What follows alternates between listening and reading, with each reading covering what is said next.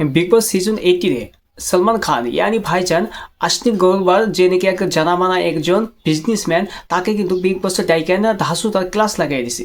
আর এই ক্লাস লাগানোর মেইন রিজনটা হলো কিছুদিন আগে আশনিক গরবারের একটা কোম্পানির সলমান খানকে ব্র্যান্ড অ্যাম্বাসেডর বানায়। আর যখন ব্র্যান্ড অ্যাম্বাসেডরের সময় কিছু টাকা পয়সা নিয়ে কিছু একটা হওয়ার কারণে এই বিষয়টা এরকম লেভেলে একটা অ্যাটিটিউড নিয়ে যে মানুষের সামনে কয়, তারপরে সলমান খানরা যে ক্রিটিসাইজ করে, সলমান খানকে যে নিচে দেখাবার জন্য বহুত ধরনের বহুত কথা হয় সলমান খানকে করে টার্গেট করে।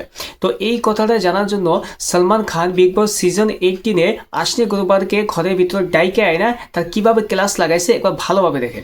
मैंने आपको मेरे बारे में कहते हुए सुना है कुछ, आपने कहा कि हमने तो इसको इतने में साइन कर लिया, उतने में साइन कर लिया, सब फिगर्स भी आपने गलत दे दिया, तो फिर ये दोगलापन क्या?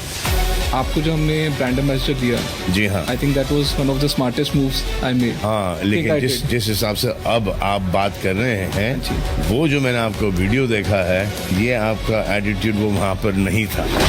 सर वो আশনিক গরবারে ওই কথাটা মনে আছে না যে তার বাড়িতে যখন ইডি রেড করার পরে যখন ইডিকে বলছেন যে আমি 2 লাখ টাকার জুতা বাইদে, আর যদি মনে ইচ্ছা হয় এই 2 লাখ টাকার জুতাতে তোর মুখের মধ্যে মারবো। কিন্তু এই আশনিক গরবার যখন ভাইজান সলমান খানের সামনে বিগ বসে আসে তখন কিন্তু তার হাওয়া टाइट हो गया। किसी ने कहा था ना कि सलमान भाई के आगे कोई बोल सकता है क्या।